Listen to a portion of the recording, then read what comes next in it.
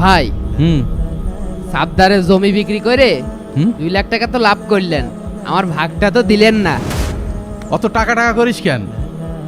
বড় তাকে জমিটা বিক্রি হোক, ওখান থেকে মেলা টাকা লাভ হবে, ওখান থেকে দিবানে। টাকা একটু দরকার ছিল। শোন, বেশি পাকামো করলে কিন্তু 1 টাকাও পাবি না।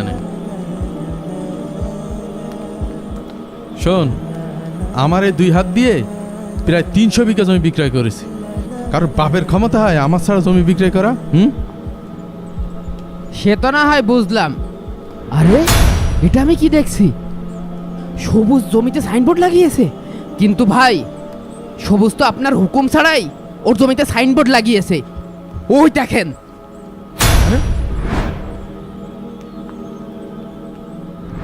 সবুজের এত বড় কলিজা, আমার হুকুম ছাড়াও জমি বিক্রয় করবে? দাঁড়াও দেখছি।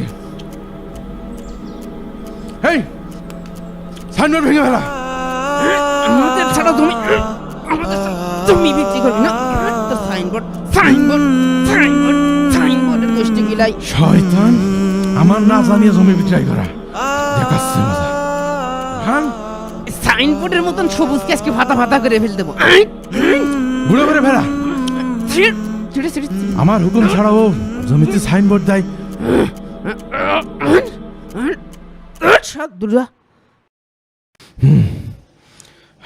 ভাই, এই অপমান কিন্তু মেনে নেওয়া যায় না। হ্যাঁ, চল এখনই সবজির বাড়ি চল। চলেন ভাই, আমি কিন্তু সবজির কান মুখ ঝুলিয়ে দিবা না কিন্তু। না না না, মাথা ঠান্ডা কর। ও দেখছি যাই, তুই দেখ না আমি ওর কি করি।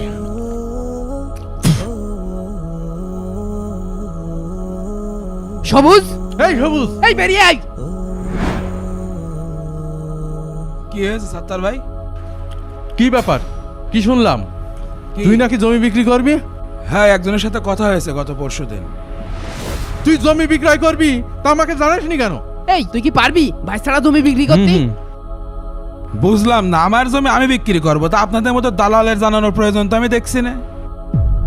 আমিও দেখি তুই আমার ছাড়া কিভাবে জমি বিক্রয় করতে পারিস।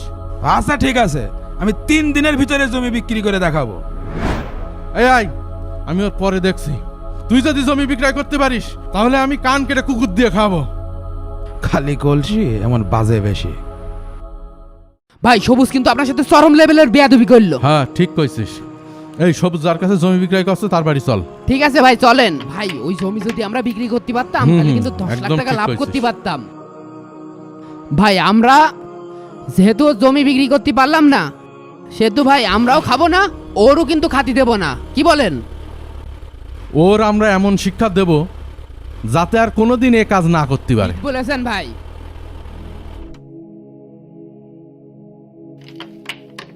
আসসালামু আলাইকুম। আসসালামু আলাইকুম। ভাই, ভিতরে আইসেন। আসসালামু আলাইকুম। ওয়ালাইকুম আসসালাম। ভাই, আপনার সাথে একটা গুরুত্বপূর্ণ কথা বলার জন্য আসছিলাম। শুনলাম আপনি নাকি ব্যাপারী পাড়ায় জমি দেখতে গিয়েছিলেন। হ্যাঁ, গিয়েছিলাম। জমি দেখে ও দামাদামি করে এসেছি। কাকা, আপনি যে জমি দেখতে গিয়েছিলেন ওই জমিতে তো বড় একটা ঝামেলা রয়েছে। হুম। ঝামেলা? কি ধরনের ঝামেলা? ওই জমির মালিক 2 জন। ওই জমিনে 2 ভাইয়ের ভিতর সারাদিন মারামারি গাঞ্জাম চলছে। এত কিছু তো জানতাম না। খবরদার ভাই, ওই জমি আপনি কিনেন না। ওই জমি যদি আপনি কেনেন একটা ঝামেলায় পড়ে যেতে পারেন। তাহলে এখন জমি কোথায় পাবো? ভাই, আপনি কোনো চিন্তা করেন না, এমন জমি আমাদের অনেক আছে। আমার তো রাস্তার পাশে জমি দরকার। কাকা, আমাদের কাছে সুন্দর সুন্দর রাস্তার পাশে জমি রয়েছে। আপনি এই কার্ডটা রাখেন, কালকে বিকালে এই ঠিকানায় চলে এসে নেন।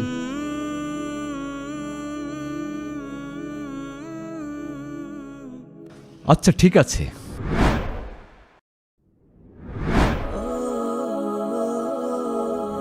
ড্রাইভার, এখানে গাড়ি থামাও। যাক, ভাই চলে এসে। ভাই ভালো করে ঠিকঠাক বুঝাতে পারলি কেল্লা ফতে। আসেন কাকা। আসসালামু আলাইকুম। আসসালামু আলাইকুম।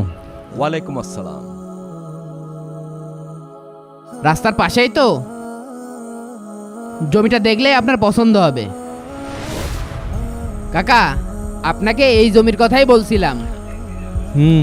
মনে হচ্ছে মুরগি লাইনই চলে আসছে। হ্যাঁ, জমিটা সুন্দর, রাস্তার কাছেই, খুব একটা দূরে না। জমিটা কার?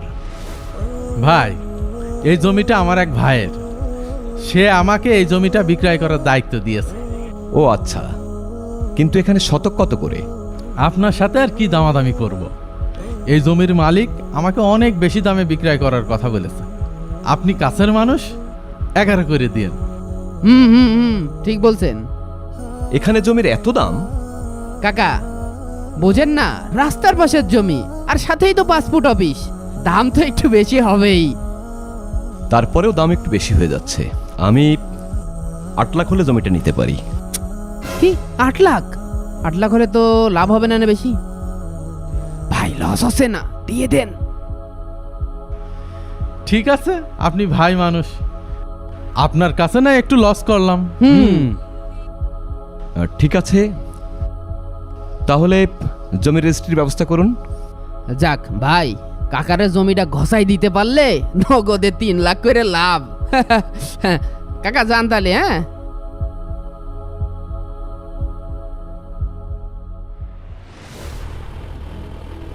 আবুল,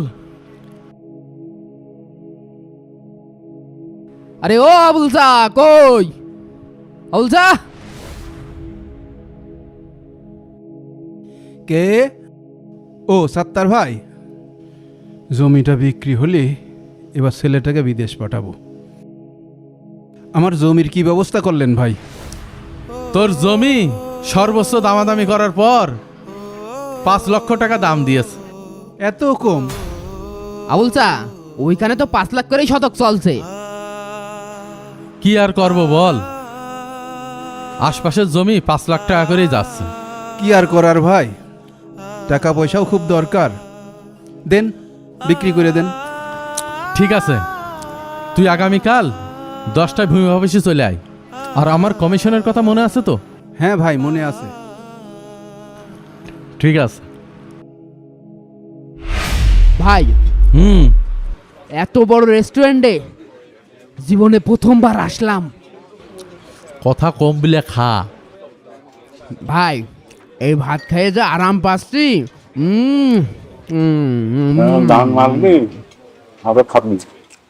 এভাবে ওরা দুজন প্রতিদিন বিভিন্ন মানুষকে ঠকিয়ে রেস্টুরেন্টে খাওয়া দাওয়া করতে আসে। আর ঠিক সেই সময়েই রিয়াজ সাহেব তাদের সামনে চলে আসে। হারামে আরাম তো লাগবেই। কি হয়েছে? এভাবে তাকায় আছিস কেন? আরে, ইনি এখানে কি করে?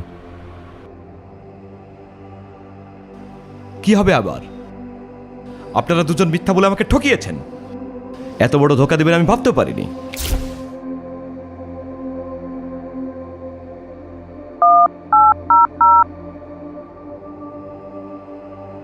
এই সিদ্দিক, আমার এই নতুন জমিটা একটু ঘেরার ব্যবস্থা করিস তো।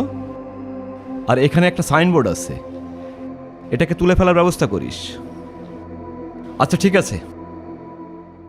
ভাই, এ জমি কি আপনিই কিনেছেন? হ্যাঁ, তবে দাম একটু বেশি পড়ে গেল মনে হয়। কি বলেন? কত করে কিনেছেন? 8 লাখ টাকা। বলেন কি, এ জমির মালিক তো আমি ছিলাম।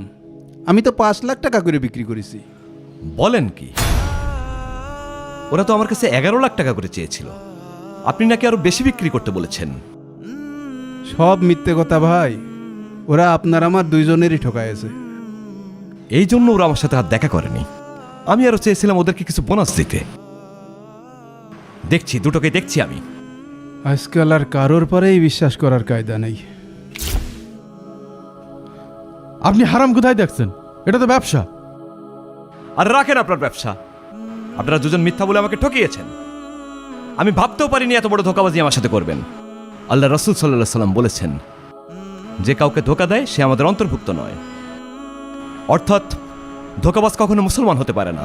আজকাল জমি বিক্রয়ের দালাল, টাউট, বাটপার, প্রতারকদের প্রতারণা তো আছেই। বিশেষ করে শহর, উপশহর শহরের আশেপাশের এলাকায় এই ঝুঁকিগুলো সবচেয়ে বেশি, আর এই রকম দালালদের হাতে পড়ে জমি বিক্রয়ের ক্রেতারা ধোঁকাবাজদের শিকার হয়ে ক্ষতিগ্রস্ত হচ্ছে। তাই ক্রেতাদেরকে সাবধানতা অবলম্বন করার অনুরোধ রইল।